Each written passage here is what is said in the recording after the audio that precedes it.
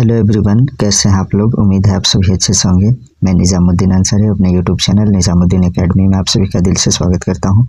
मित्रों, आइए आज हम लोग देखते हैं आईपीएस महेश बर्नवाल सर द्वारा लिखी गई पुस्तक जो कॉस्मोस एनसीईआरटी सार संग्रह के नाम से जाना जाता है। इस बुक से हम लोग जो है फिजिक्स का जो है पार्ट 2 वीडियो देखेंगे। इससे पहले पार्ट 1 में जो है मात्रक और यांत्रिकी चैप्टर को क्लियर कर दिया जा चुका है। जो लोग उस वीडियो को नहीं देखे हैं, आप लोग प्लेलिस्ट में जाकर के उस वीडियो को भी देख लीजिए। आज हम लोग इस वीडियो में 4 चैप्टर को कंप्लीट करेंगे। गुरुत्वाकर्षण, पदार्थों के सामान्य गुण और तरंग गति, इसके साथ ध्वनि को भी क्लियर कर लिया जाएगा। यह जो है सभी कॉम्पिटिटिव एग्जाम के लिए काफ़ी इंपॉर्टेंट साबित होगा, तो इसको आप लोग जो है कम्प्लीटली वॉच कीजिएगा और अपने मित्रों तक शेयर अवश्य कीजिएगा। आइए देखते हैं गुरुत्वाकर्षण, ग्रेविटी। इसमें जो है 1 लाइनर फॉर्म में जो क्वेश्चन है, इनको मैं 2 बार रिपीट करूंगा। तो देखिए, पहला क्वेश्चन जो है, पृथ्वी पर पलायन वेग कितना है? तो 11.2 किलोमीटर पर सेकंड। पृथ्वी पर पलायन वेग कितना है? तो 11.2 किलोमीटर पर सेकंड है। इसका जो है दूसरा क्वेश्चन देखते हैं इस चैप्टर का। यदि चक्कर लगाते हुए अंतरिक्ष यान यानी स्पेस क्राफ्ट से एक सेब छोड़ा जाए तो उसकी गति क्या होगी? तो इसका आंसर है अंतरिक्ष यान के साथ साथ उसी गति से गतिमान होगा। क्वेश्चन है, यदि चक्कर लगाते हुए अंतरिक्ष यान यानी स्पेस क्राफ्ट से एक सेब छोड़ा जाए तो उसकी गति क्या होगी? तो अंतरिक्ष यान के साथ साथ उसी गति से गतिमान होगा। सेब भी जो है उसी गति में हो जाएगा। नेक्स्ट क्वेश्चन है, अंतरिक्ष यात्री निर्वात यानी वैक्यूम में सीधे खड़े क्यों नहीं रह सकते? तो इसका आंसर है गुरुत्वाकर्षण की अनुपस्थिति के कारण। अंतरिक्ष यात्री निर्वात में सीधे खड़े क्यों नहीं रह सकते? तो गुरुत्वाकर्षण की अनुपस्थिति के कारण। पृथ्वी के चारों ओर परिक्रमा कर रहा कृत्रिम उपग्रह यानी आर्टिफिशियल जो सैटेलाइट होता है, गुरुत्वाकर्षण के विरुद्ध अपकेंद्रीय बल के प्रभाव के कारण नहीं गिरता है। पृथ्वी के चारों ओर परिक्रमा कर रहा कृत्रिम उपग्रह गुरुत्वाकर्षण के विरुद्ध अपकेंद्रीय बल के प्रभाव के कारण नहीं गिरता है। नेक्स्ट देखते हैं हम लोग, एक भू उपग्रह यानी जियो सैटेलाइट किस बल के प्रभाव से अपने कक्ष में निरंतर गति करता है? तो इसका आंसर है अपकेंद्रीय बल के कारण। एक भू उपग्रह यानी जियो सैटेलाइट किस बल के प्रभाव से अपने कक्ष में निरंतर गति करता है? तो इसका आंसर है अपकेंद्रीय बल। नेक्स्ट क्वेश्चन है, चंद्रमा की सतह पर पलायन वेग पृथ्वी की सतह की अपेक्षा कम होता है क्योंकि? तो चंद्रमा की त्रिज्या पृथ्वी की त्रिज्या से कम है, इसलिए चंद्रमा की सतह पर पलायन वेग पृथ्वी की सतह की अपेक्षा कम होता है क्योंकि चंद्रमा की त्रिज्या पृथ्वी की त्रिज्या से कम होती है। नेक्स्ट क्वेश्चन देखते हैं, भारहीनता की स्थिति किस कारण होती है? तो इसका आंसर है गुरुत्वाकर्षण की शून्य स्थिति के कारण। भारहीनता की स्थिति किस कारण होती है? तो गुरुत्वाकर्षण की शून्य स्थिति के कारण। नेक्स्ट क्वेश्चन है, एक लड़की झूले पर बैठी स्थिति में झूला झूल रही है, उस लड़की के खड़े हो जाने पर आवर्तकाल टाइम पीरियड पर क्या प्रभाव होगा? तो आवर्तकाल जो है कम हो जाएगा। एक लड़की झूले पर बैठी स्थिति में झूला झूल रही है, तो उस लड़की के खड़े हो जाने पर आवर्तकाल यानी टाइम पीरियड पर क्या प्रभाव पड़ेगा? तो आवर्तकाल जो है कम हो जाएगा। नेक्स्ट क्वेश्चन देखते हैं, लोलक की लंबाई बढ़ जाने के कारण लोलक घड़ी पेंडुलम क्लॉक गर्मियों में धीमी हो जाती है जबकि शीतकाल में तीव्र गति से चलने लगती है। लोलक की लंबाई बढ़ जाने के कारण जो है लोलक घड़ी यानी पेंडुलम क्लॉक गर्मियों में धीमी हो जाती है जबकि शीतकाल में तीव्र गति से चलने लगती है। नेक्स्ट क्वेश्चन देखते हैं, हवा में लोहे और लकड़ी के समान भार की गेंद को एक समान ऊंचाई से गिराने पर क्या प्रतिक्रिया होगी? तो लकड़ी की गेंद बाद में गिरेगी। क्वेश्चन है, हवा में लोहे और लकड़ी की समान भार की गेंद को एक समान ऊंचाई से गिरने पर क्या प्रतिक्रिया होगी? तो लकड़ी की गेंद बाद में गिरेगी। नेक्स्ट क्वेश्चन है, ये बॉक्स में जो है उसे देख लिया जाता है, लकड़ी का घनत्व लोहे की अपेक्षा कम होता है। लकड़ी का जो घनत्व होता है लोहे की अपेक्षा कम होता है, जिस कारण यदि लोहे व लकड़ी की समान भार की गेंदों को समान ऊंचाई से गिराया जाए तो लकड़ी की गेंद पर वायु का प्रतिरोध अधिक होगा। नेक्स्ट देखते हैं हम लोग, पृथ्वी के किस स्थान पर किसी पिंड का भार सर्वाधिक होता है? तो ध्रुवों पर। पृथ्वी के किस स्थान पर किसी पिंड का भार सर्वाधिक होता है? तो ध्रुवों पर। पृथ्वी के केंद्र से ध्रुवों की दूरी कम होने के कारण ध्रुवों पर स्थित पिंड पर पृथ्वी द्वारा अधिक गुरुत्वाकर्षण बल आरोपित होगा, इसलिए ध्रुवों पर उसका भार पृथ्वी पर स्थित किसी अन्य स्थान से अधिक होगा। इस पॉइंट को याद कीजिएगा। अब जो है आगे देखते हैं हम लोग, लिफ्ट में बैठे हुए व्यक्ति का भार कब सर्वाधिक महसूस होता है? तो जब लिफ्ट त्वरित गति से ऊपर जा रही हो। लिफ्ट में बैठे हुए व्यक्ति का भार कब सबसे अधिक महसूस होता है? तो जब लिफ्ट त्वरित गति से ऊपर जा रही हो। नेक्स्ट क्वेश्चन है, भूतुल्यकाली उपग्रह जियो सिंक्रोनस सैटेलाइट के परिक्रमण की अवधि कितनी होती है? तो 24 घंटे। भूतुल्यकाली उपग्रह के परिक्रमण की अवधि कितनी होती है? तो 24 घंटे होती है। नेक्स्ट देखते हैं, यदि पृथ्वी और सूर्य के मध्य की दूरी दोगुनी होती तो सूर्य द्वारा पृथ्वी पर गुरुत्वाकर्षण बल क्या होगा? तो वर्तमान का 1/4 भाग होगा। यदि पृथ्वी और सूर्य के मध्य की दूरी 2 गुनी होती तो सूर्य द्वारा पृथ्वी पर गुरुत्वाकर्षण बल क्या होता? तो वर्तमान का 1/4 भाग होता। लोलक की समय अवधि किस पर निर्भर करती है? तो लोलक की लंबाई पर। लोलक की समय अवधि किस पर निर्भर करती है? तो लोलक की लंबाई पर। नेक्स्ट देखते हैं, पृथ्वी का गुरुत्वाकर्षण बल यदि अचानक लुप्त हो जाए तो इसका परिणाम क्या होगा? तो पृथ्वी पर स्थित वस्तुओं का भार शून्य हो जाएगा, लेकिन द्रव्यमान जो है अपरिवर्तित रहेगा। पृथ्वी का गुरुत्वाकर्षण बल यदि अचानक लुप्त हो जाए तो इसका परिणाम क्या होगा? तो इसका परिणाम जो होगा, पृथ्वी पर स्थित वस्तुओं का भार शून्य हो जाएगा, लेकिन द्रव्यमान जो है अपरिवर्तित रहेगा। बॉक्स में दिया उसे देखते हैं, पृथ्वी की सतह पर स्मॉल जी का मान अधिकतम तथा चंद्रमा पर स्मॉल जी का मान पृथ्वी के गुरुत्वीय त्वरण का 1/6 होता है। पृथ्वी की सतह पर जी का मान अधिकतम तथा चंद्रमा पर जी का मान पृथ्वी के गुरुत्वीय त्वरण का जो है 1/6 भाग होता है। पिसा की झुकी हुई मीनार गिरती क्यों नहीं है? इसका क्या कारण है? तो गुरुत्व केंद्र से जाने वाली ऊर्ध्वाधर रेखा यानी वर्टिकल लाइन जो है तल के अंदर रहती है, इसलिए पिसा की झुकी हुई मीनार गिरती क्यों नहीं है? इसका क्या कारण है? तो गुरुत्व केंद्र से जाने वाली ऊर्ध्वाधर रेखा यानी वर्टिकल लाइन तल के अंदर रहती है, इसलिए। नेक्स्ट देखते हैं, यदि कोई वस्तु ऊपर से गिराई जाती है तो उसके भार पर क्या प्रभाव पड़ेगा? तो वस्तु का भार जो है अपरिवर्तित रहेगा। यदि कोई वस्तु ऊपर से गिराई जाती है तो उसके भार पर क्या प्रभाव पड़ता है? तो वस्तु का भार अपरिवर्तित रहेगा, यानी चेंज नहीं होगा। जब हम भूमध्य रेखा से ध्रुवों की ओर जाते हैं तो जी का मान क्या होता है? तो बढ़ता है। जब हम भूमध्य रेखा से ध्रुवों की ओर जाते हैं तो जी का मान जो है बढ़ता है। चक्रीय झूले पर झूलते समय व्यक्ति को बाहर की ओर धक्का क्यों महसूस होता है? तो अपकेंद्रीय बल के कारण। चक्रीय झूले पर झूलते समय व्यक्ति को बाहर की ओर धक्का क्यों महसूस होती है? तो अपकेंद्रीय बल के कारण। विभिन्न द्रव्यमान वाले 2 पत्थर एक साथ किसी इमारत की छत से गिराए जाते हैं तो कौन सा पत्थर जमीन पर पहले पहुंचेगा? तो दोनों ही पत्थर एक साथ जमीन पर पहुंचेंगे। विभिन्न द्रव्यमान वाले 2 पत्थर एक साथ किसी इमारत की छत से गिराए जाते हैं तो कौन सा पत्थर जमीन पर पहले पहुंचेगा? तो दोनों ही पत्थर एक ही साथ जमीन पर पहुंचेंगे। गुरुत्वाकर्षण एवं गुरुत्व के उदाहरण देखिए, सूर्य एवं अन्य ग्रहों के गुरुत्वाकर्षण के कारण ही सभी ग्रह लगभग वृत्ताकार एवं निश्चित कक्षाओं में सूर्य की परिक्रमा करते हैं। सूर्य एवं अन्य ग्रहों के गुरुत्वाकर्षण के कारण ही सभी ग्रह लगभग वृत्ताकार एवं निश्चित कक्षाओं में सूर्य की परिक्रमा करते हैं। नेक्स्ट पॉइंट देखते हैं, पृथ्वी के गुरुत्व एवं चंद्रमा के गुरुत्वाकर्षण के कारण ही चंद्रमा एक निश्चित कक्षा में पृथ्वी की परिक्रमा करता है। पृथ्वी के गुरुत्व एवं चंद्रमा के गुरुत्वाकर्षण के कारण ही चंद्रमा एक निश्चित कक्षा में पृथ्वी की परिक्रमा करता है। सूर्य, चंद्रमा और पृथ्वी के गुरुत्वाकर्षण की अंतरक्रिया के कारण पृथ्वी पर स्थित समुद्रों में ज्वार भाटा टाइड्स आते हैं। सूर्य, चंद्रमा, पृथ्वी के गुरुत्वाकर्षण की अंतरक्रिया के कारण पृथ्वी पर स्थित समुद्रों में ज्वार भाटा आते हैं। गुरुत्वाकर्षण के सार्वभौमिक नियम के सिद्धांत प्रिंसिपल ऑफ यूनिवर्सल लॉ का प्रतिपादन सर आइजक न्यूटन ने किया था। अब जो है हम लोग पदार्थों के सामान्य गुण जनरल प्रॉपर्टीज ऑफ सब्सटेंसेस के बारे में देखते हैं। इस चैप्टर को देखते हैं। साबुन के बुलबुले का दाब वायुमंडलीय दाब से कम होता है अथवा अधिक, तो अधिक होता है। नेक्स्ट देखते हैं क्वेश्चन, वो है आपका स्वचालित हाइड्रोलिक ब्रेक किस सिद्धांत पर कार्य करता है? तो पास्कल के सिद्धांत पर कार्य करता है स्वचालित हाइड्रोलिक ब्रेक।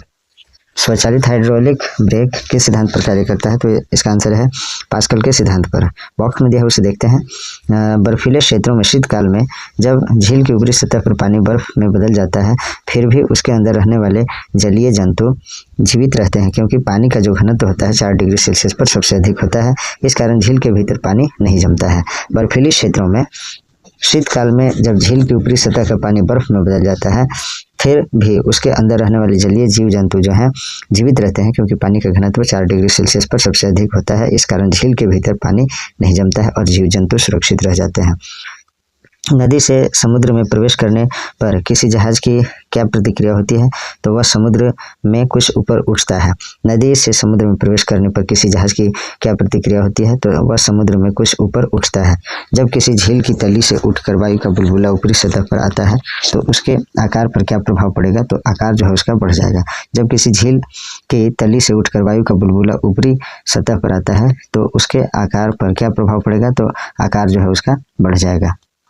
नेक्स्ट क्वेश्चन देखिए, किसी वस्तु की मात्रा बदलने पर उसके घनत्व यानी डेंसिटी पर क्या प्रभाव होगा। तो वस्तु का घनत्व अपरिवर्तित रहेगा। किसी वस्तु की मात्रा बदलने पर उसके घनत्व यानी डेंसिटी का क्या प्रभाव पड़ेगा। तो वस्तु का घनत्व अपरिवर्तित रहेगा, यानी न घटेगा या न बढ़ेगा। ठीक है, अगला क्वेश्चन देखते हैं, हवाई जहाज से यात्रा करते समय पेन से स्याही क्यों निकलने लगती है। वायु दाब में कमी के कारण। हवाई जहाज से यात्रा करते समय पेन से स्याही क्यों निकलने लगती है। तो वायु दाब में कमी के कारण। नदी की अपेक्षा समुद्र में तैरना आसान क्यों होता है। तो इसका आंसर है समुद्री जल का घनत्व नदी के जल से अधिक होता है, इसलिए नदी की अपेक्षा समुद्र में तैरना आसान क्यों होता है। तो समुद्री जल का जो घनत्व है नदी के जल के घनत्व से अधिक होता है। अब जो बॉक्स में दिया उसे पढ़ते हैं। समुद्र में प्लवन करते हुए बर्फ का पिंड पानी की सतह से 1/9 भाग ऊपर उठा हुआ होता है, इसलिए जब बर्फ पिघलती है तो पानी के स्तर में कोई परिवर्तन नहीं होता है। समुद्र में प्लवन करते हुए बर्फ का पिंड पानी की सतह से 1/9 भाग ऊपर उठा हुआ होता है, इसलिए जब बर्फ पिघलती है तो पानी के स्तर में कोई परिवर्तन नहीं होता है। पृष्ठ तनाव यानी सरफेस टेंशन का क्या कारण है। तो अणुओं के मध्य संसंजक बल। पृष्ठ तनाव यानी सरफेस टेंशन का क्या कारण है। तो अणुओं के मध्य संसंजक बल। नेक्स्ट है, बैरोमीटर के पैमाने में अचानक गिरावट आने पर कौन सी मौसमी दशा इंगित करता है। तूफानी मौसम। देखिए, बैरोमीटर के पैमाने में अचानक गिरावट आने पर कौन सी मौसमी दशा इंगित करता है। तो तूफानी मौसम। अगर बैरोमीटर जो है अचानक गिरावट आ जाता है तो मौसम जो है तूफानी मौसम हो सकता है, यानी आंधी तूफान आने का संकेत हो जाता है। तेल जल के पृष्ठ पर क्यों फैल जाता है। क्योंकि तेल का जो पृष्ठ तनाव है जल से कम होता है। तेल जल के पृष्ठ पर यानी पृष्ठ मतलब सतह पर जो है क्यों फैल जाता है। तो क्योंकि तेल का जो पृष्ठ तनाव है यानी सरफेस टेंशन है जल से कम होता है, इसलिए वर्षा की बूंदें गोलाकार क्यों होती है। तो जल के पृष्ठ तनाव के कारण वर्षा की बूंदें जो है गोलाकार होती है। वर्षा की बूंदें गोलाकार क्यों होती है। तो जल के पृष्ठ तनाव के कारण वर्षा की बूंदें गोलाकार होती है। कुएं से पानी से भरी बाल्टी को ऊपर खींचते हैं तो क्या अनुभव होता है। तो बाल्टी पानी की सतह से ऊपर आकर भारी हो गई है। कुएं से पानी भरी बाल्टी को ऊपर की ओर खींचते हैं तो क्या अनुभव होता है। तो बाल्टी जो है पानी की सतह से ऊपर आकर पानी लगता है कि भारी हो गया है। अब देखते हैं अगला क्वेश्चन, वो है आपका, वायुमंडल में बादलों के तैरने का क्या कारण है। तो वायु के घनत्व की तुलना में बादलों का घनत्व कम होता है। वायुमंडल में बादलों के तैरने का क्या कारण है। तो वायु के घनत्व की तुलना में बादलों का घनत्व कम होता है। लोहे का घनत्व उसके द्वारा हटाए गए जल के अपेक्षित घनत्व से अधिक तथा पारे के घनत्व से कम होता है, इस कारण लोहे की कील पारे में तैरती रहती है। फिर से इसको देखेंगे, लोहे का घनत्व उसके द्वारा हटाए गए जल के अपेक्षित घनत्व से अधिक तथा पारे के घनत्व से कम होता है, इस कारण लोहे की कील पारे में तैरती रहती है। नेक्स्ट क्वेश्चन देखते हैं, पौधों की जड़ों से पर्णपातियों की और जल बढ़ने का क्या कारण है। तो केशिकत्व के कारण। पौधों की जड़ों से पर्णपातियों की और जल बढ़ने का क्या कारण है। तो केशिकत्व कैपिलरिटी के कारण। कैपिलरिटी के कारण जो है पौधे की जड़ों से पर्णपातियों की ओर जल बढ़ता है। स्टोव में मिट्टी के तेल का बत्ती ऊपर चढ़ने का कारण क्या होता है। तो केशिकत्व के गुण के कारण। स्टोव में मिट्टी के तेल का बत्ती ऊपर चढ़ने का कारण क्या होता है। तो केशिकत्व के कारण। अब तक ज्ञात पदार्थों में किस पदार्थ की प्रत्यास्थता यानी इलास्टिसिटी सर्वाधिक होती है। तो इसका आंसर है क्वार्ट्ज की।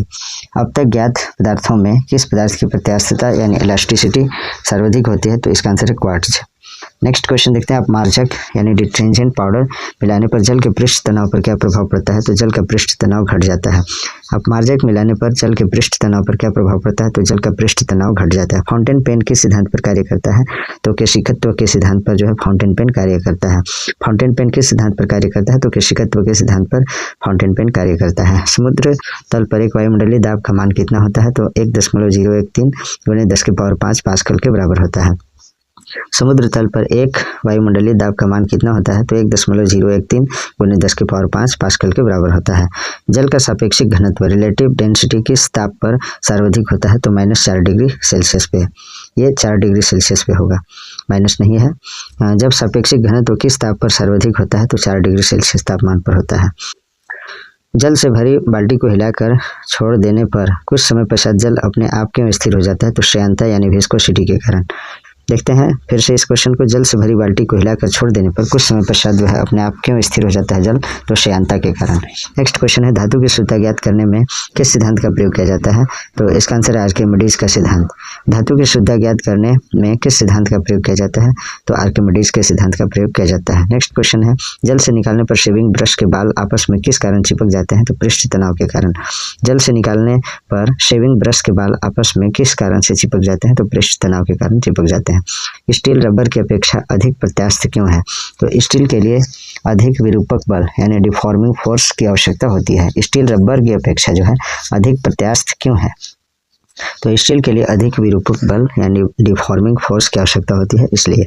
नेक्स्ट क्वेश्चन देखें, वाहनों में स्नेहक तेल यानी लुब्रिकेंट ऑयल का प्रयोग क्यों किया जाता है? तो घर्षण कम करने के लिए।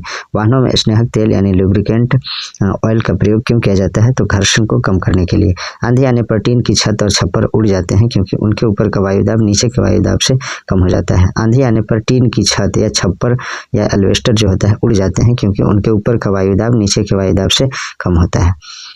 नेक्स्ट देखते हैं, किसी वस्तु की सतह के लंबवत लगने वाले बल को क्या कहते हैं? तो प्रणोद या थ्रस्ट कहते हैं। किसी वस्तु की सतह के लंबवत लगने वाले बल को क्या कहते हैं? तो प्रणोद या थ्रस्ट कहते हैं। अब देखते हैं हम लोग, जल की श्यानता वायु से अधिक होने के कारण जल की तुलना में वायु की गति सरल होती है। जल की श्यानता वायु से अधिक होने के कारण जल की तुलना में वायु की गति करना सरल है। नेक्स्ट देखते हैं, अब यहाँ से तरंग गति वेव स्पीड चैप्टर से देखते हैं हम लोग। तो इसमें जो पहला क्वेश्चन है, रात्रि दृष्टि उपकरण नाइट विजन डिवाइस में प्रयोग की जाने वाली तरंगे कौन सी होती है? तो अवरक्त तरंगे इंफ्रारेड वेव्स होता है। रात्रि दृष्टि उपकरण नाइट विजन डिवाइस में जो है प्रयोग की जाने वाली तरंगे कौन सी हैं? तो अवरक्त तरंगे होती है। दृश्य प्रकाश विजिबल लाइट का तरंगदैर्घ्य कितना होता है? तो 390 से 750 नैनोमीटर के मध्य। दृश्य प्रकाश का तरंगदैर्घ्य कितना होता है? तो 390 से 750 नैनोमीटर के मध्य। आंतों से संबंधित रोगों के निदान में कौन सी किरणों का प्रयोग किया जाता है? तो एक्स किरणों का। आंतों से संबंधित रोगों के निदान में कौन सी किरणों का प्रयोग किया जाता है? तो एक्स किरणों का यानी एक्स रेज का। कीड़ों तथा क्षति पहुंचाने वाले जीवों को घरों से दूर भगाने के लिए किस तरंग का प्रयोग किया जाता है? तो अल्ट्रासोनिक तरंग का। कीड़ों तथा क्षति पहुंचाने वाले जीवों को घरों से दूर भगाने के लिए किस तरंग का प्रयोग किया जाता है? तो अल्ट्रासोनिक तरंग का। नेक्स्ट क्वेश्चन देखते हैं, समीप आती हुई रेलगाड़ी की सीटी की आवृत्ति या तीक्ष्णता बढ़ती जाती है, ऐसा किस कारण होता है? तो डॉपलर प्रभाव के कारण। समीप आती यानी नजदीक आती हुई रेलगाड़ी की सीटी की आवृत्ति या तीक्ष्णता बढ़ती जाती है, ऐसा किस कारण होता है? तो डॉपलर प्रभाव के कारण ऐसा होता है। नेक्स्ट क्वेश्चन है, क्रिस्टल की संरचना ज्ञात करने के लिए किन किरणों का प्रयोग किया जाता है? तो क्रिस्टल की संरचना ज्ञात करने के लिए किन कारणों का प्रयोग किया जाता है? तो एक्स किरणों का यानी एक्स रेज का। आगे देखते हैं हम लोग, अनुप्रस्थ तरंगों के उदाहरण और अनुदैर्घ्य तरंग के उदाहरण। अनुप्रस्थ तरंग के उदाहरण पहले देख लेते हैं। प्रकाश तरंगे जो है अनुप्रस्थ तरंग है। भूकंपीय तरंगों में एस तरंग जो है अनुप्रस्थ तरंग के उदाहरण है। डोरी युक्त यंत्रों में उत्पन्न तरंगे, सितार गिटार बिना स्थिर जल में पत्थर फेंकने पर उत्पन्न तरंगे, ये सभी जो है अनुप्रस्थ तरंग के उदाहरण है। और अनुदैर्घ्य तरंग के उदाहरण देखते हैं। ध्वनि तरंगे, भूकंपीय तरंगे में पी तरंगे और सर्पिलाकार स्प्रिंग में उत्पन्न तरंगे, अल्ट्रासाउंड तरंगे, ये सभी अनुदैर्घ्य तरंगों के उदाहरण हैं। आगे देखते हैं, एक रडार शत्रु के वायुयान की उपस्थिति का पता लगाने में कौन सी किरणों का प्रयोग करता है? तो रेडियो तरंगों का प्रयोग करता है। एक रडार शत्रु के वायुयान की उपस्थिति का पता लगाने में कौन सी किरणों का प्रयोग करता है? तो रेडियो तरंगों का। पराबैंगनी विकिरण, एक्स किरणें, सूक्ष्म किरणें व गामा किरणों को तरंगदैर्घ्य के आरोही क्रम क्या है? तो गामा किरणें, उसके बाद एक्स किरणें, उसके बाद पराबैंगनी किरणें और सूक्ष्म किरणें। पराबैंगनी विकिरण, एक्स किरणें, सूक्ष्म किरणें व गामा किरणों को तरंगदैर्घ्य के आरोही क्रम क्या है? तो गामा किरणें, उसके बाद एक्स किरणें, उसके बाद पराबैंगनी किरणें, उसके बाद सबसे अधिक जो है सूक्ष्म किरणें। अब देखते हैं हम लोग प्रमुख विद्युत चुंबकीय तरंग, इसके बारे में जानते हैं। तो इसमें देखिएगा, विद्युत चुंबकीय तरंग जो है 1 नंबर में दिया है और इसका खोजकर्ता पॉल विलार्ड है। गामा किरण पहला में दिया है और गामा किरण के जो खोज करता है पॉल विलार्ड है। तरंग दैर्घ्य इसका जो है 10⁻⁻14 मीटर से 10⁻10 मीटर है और इसकी आवृत्ति 10⁻20 से 10⁻18 है। उपयोग इसका कहाँ होता है गामा किरण का? तो नाभिकीय अभिक्रिया तथा कृत्रिम रेडियो सक्रियता में किया जाता है। नेक्स्ट देखते हैं एक्स किरणें। एक्स किरण का खोज जो है W.C. रॉन्टसन ने किया।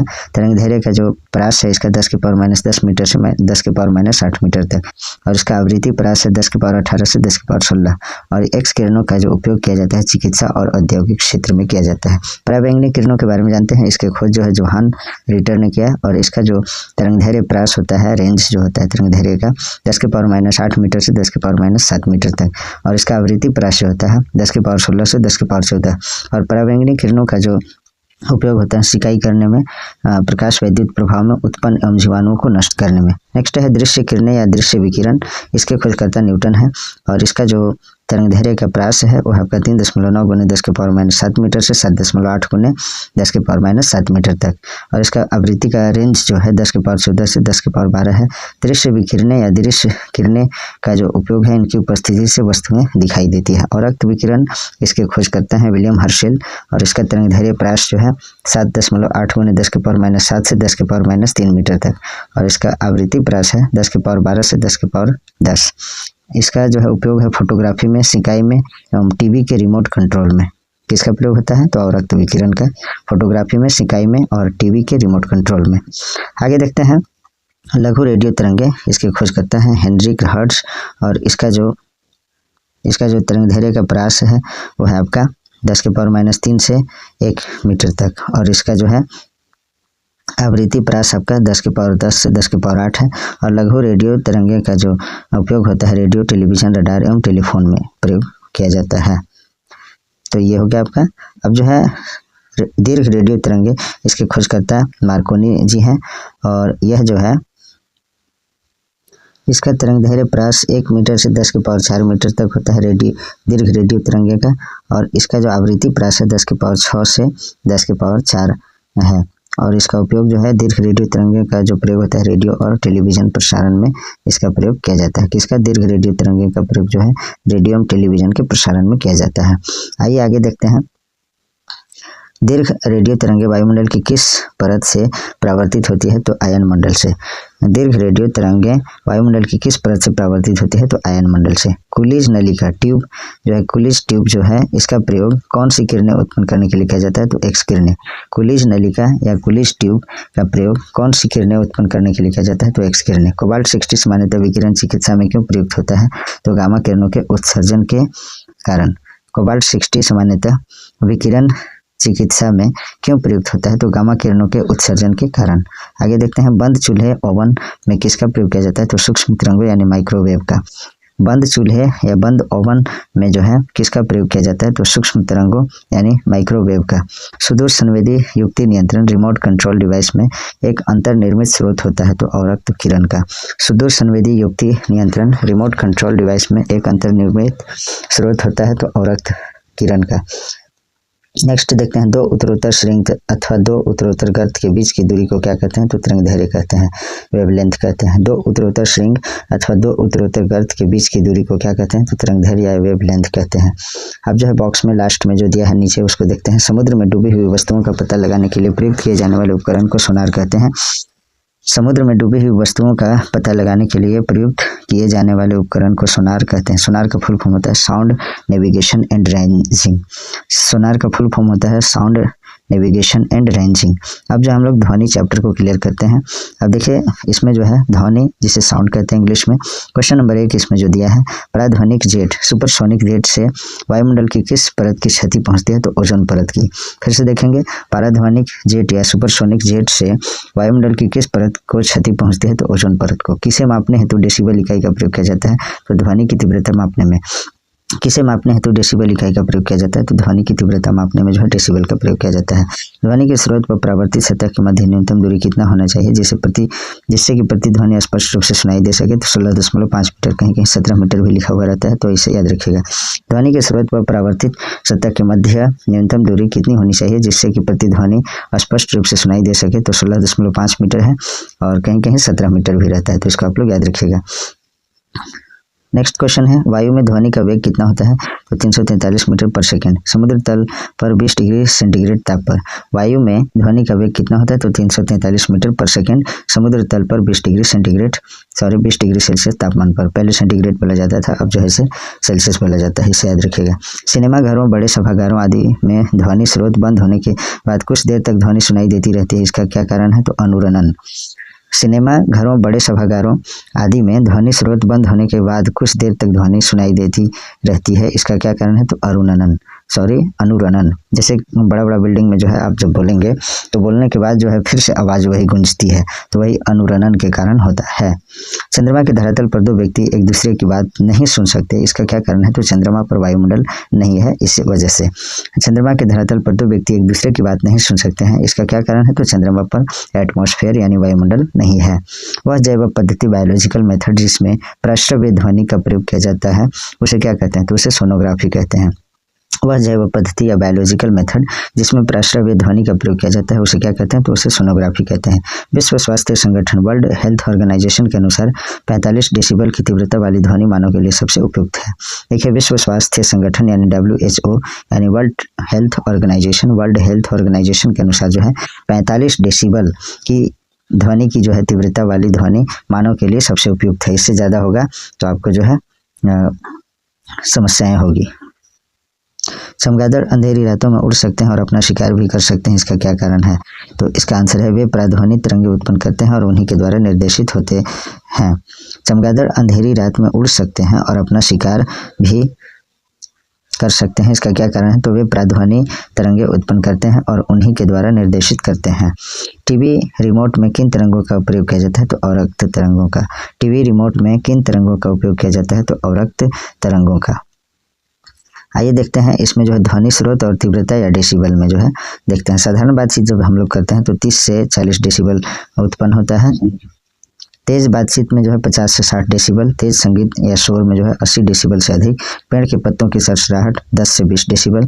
सायरन जो पुलिस की गाड़ी में जो सायरन बजता है या एम्बुलेंस में, तो 110 से 120 डेसिबल जो है ध्वनि की तीव्रता होती है। और जेट विमान में 140 से 150 डेसिबल। औद्योगिक यंत्र या संयंत्र जो कारखाना में होते हैं यानी फैक्ट्रीज में, तो 100 से 120 डेसिबल तक होता है। आगे देखते हैं हम लोग, टेलीविजन ग्राही के दूरस्थ नियंत्रण में कौन सी विद्युत चुंबकीय विकिरण प्रयोग में लाई जाती है? तो अवरक्त विकिरण। टेलीविजन ग्राही के दूरस्थ नियंत्रण में कौन सी विद्युत चुंबकीय विकिरण प्रयोग में लाई जाती है? तो अवरक्त विकिरण। जब सितार और बांसुरी पर एक ही स्वर बजाया जाए तो उनसे उत्पन्न ध्वनि भेद ध्वनि गुणता साउंड टिम्बर के आधार पर किया जा सकता है। जब सितार और बांसुरी पर एक ही स्वर बजाया जाए तो उनसे उत्पन्न ध्वनि का भेद ध्वनि गुणता साउंड टिम्बर के आधार पर किया जा सकता है। आगे देखते हैं, जल, लोहा व नाइट्रोजन में ध्वनि के वेगों का आरोही क्रम क्या होगा? तो नाइट्रोजन, उसके बाद जल और लोहा सबसे अधिक। जल, लोहा व नाइट्रोजन में ध्वनि के वेगों का आरोही क्रम क्या होगा? तो नाइट्रोजन में सबसे कम, फिर उसके बाद जल में और सबसे अधिक लोहा में। ध्वनि की चाल ठोस माध्यम में सर्वाधिक, द्रव माध्यम में उससे कम और गैसीय माध्यम में जो है सबसे कम होता है। तापमान का ध्वनि के वेग पर क्या प्रभाव पड़ता है? तो तापमान का ध्वनि के वेग पर जो है तापमान के घटने से ध्वनि का वेग घटता है। तापमान का ध्वनि के वेग पर क्या प्रभाव पड़ता है? तो तापमान के घटने से ध्वनि का वेग घटता है। नेक्स्ट देखते हैं, ध्वनि किस माध्यम से होकर नहीं गुजर सकती है? तो निर्वात से। ध्वनि किस माध्यम से होकर नहीं गुजर सकती है? तो निर्वात यानी वैक्यूम से। ध्वनि तरंगे ठोस तथा गैस दोनों माध्यमों में गमन कर सकती है तथा धातु में ध्वनि का वेग सबसे अधिक होता है। ध्वनि तरंगे ठोस तथा गैस दोनों माध्यमों में गमन कर सकती है तथा धातु में ध्वनि का वेग सबसे अधिक होता है। स्टेथोस्कोप किस सिद्धांत पर कार्य करता है? तो ध्वनि के परावर्तन पर। स्टेथोस्कोप जो है किस सिद्धांत पर कार्य करता है? तो ध्वनि के परावर्तन के सिद्धांत पर। नेक्स्ट है, एकॉस्टिक्स में किसका अध्ययन किया जाता है? तो ध्वनि का। एकॉस्टिक्स में किसका अध्ययन किया जाता है? तो ध्वनि का। ध्वनि तरंगों में कौन सी घटना घटित नहीं हो सकती है? तो ध्रुवन। ध्वनि तरंगों में कौन सी घटना घटित नहीं हो सकती है? तो ध्रुवन। ध्वनि का तारत्व यानी पिच किस पर निर्भर करता है? तो आवृत्ति पर यानी फ्रीक्वेंसी पर। ध्वनि का तारत्व यानी पिच किस पर निर्भर करता है? तो आवृत्ति पर। प्रतिध्वनि यानी इको का कारण होता है? तो ध्वनि तरंगों का परावर्तन। प्रतिध्वनि अर्थात इको का कारण होता है तो ध्वनि तरंगों का प्रावर्तन। प्रश्रव्य तरंगों की आवृत्ति लगभग कितनी होती है तो 20,000 हर्ट्ज से अधिक। प्रश्रव्य तरंगों की आवृत्ति लगभग कितनी होती है तो 20,000 हर्ट्ज से अधिक। मानव द्वारा श्रव्य तरंगों सोनिक वेव्स की आवृत्ति कितनी होती है तो 20 से 20,000 हर्ट्ज तक, जिसे हम लोग सुन सकते हैं। मानव द्वारा श्रव्य तरंगों सोनिक वेव्स की आवृत्ति कितनी होती है तो 20 हर्ट्ज से लेकर 20,000 हर्ट्ज तक। प्रश्रव्य ध्वनि तरंगें किसके द्वारा सुनी जा सकती है तो कुत्तों और डॉल्फिन मछली के द्वारा। प्रश्रव्य ध्वनि तरंगें किसके द्वारा सुनी जा सकती है तो कुत्तों और डॉल्फिन के द्वारा, कुत्तों और डॉल्फिन मछली के द्वारा। नेक्स्ट देखते हैं, ध्वनि ऊर्जा का विद्युत ऊर्जा में परिवर्तन किया जाता है तो माइक्रोफोन द्वारा। ध्वनि ऊर्जा का जो है विद्युत ऊर्जा में परिवर्तन किया जाता है किससे तो माइक्रोफोन के द्वारा। विभिन्न माध्यमों में ध्वनि की चाल 25 डिग्री सेल्सियस पर। विभिन्न माध्यमों में ध्वनि की चाल देखते हैं हम लोग 25 डिग्री सेल्सियस पर। देखिए, पदार्थ है एल्यूमिनियम, इसका चाल है 6420, स्टील का 5960, लोहा का 5950, कांच का जिसे फ्लिंट कहते हैं 3980, जल जो 0 डिग्री सेल्सियस पर होगा 1402, वायु जो है 0 डिग्री सेल्सियस पर 332 मीटर पर सेकेंड, ऑक्सीजन का 316 मीटर पर सेकेंड, हाइड्रोजन का 0 डिग्री सेल्सियस पर 1286 और समुद्री जल का 1533, सामान्य जल का 1493। अब देखते हैं हम लोग यहाँ जो बॉक्स में दिया है, महिलाओं की आवाज़ पुरुषों की अपेक्षा तीक्ष्ण होती है क्योंकि महिलाओं की आवाज़ का तारतम्य अधिक होता है। महिलाओं की जो आवाज़ होती है पुरुषों की अपेक्षा तीक्ष्ण यानी तीव्र होती है क्योंकि महिलाओं की आवाज़ का तारतम्य अधिक होता है। अब जो है हमारा वीडियो यहीं समाप्त होता है। Please like, comment, share and subscribe our YouTube channel Nizamuddin Academy. Thanks for watching.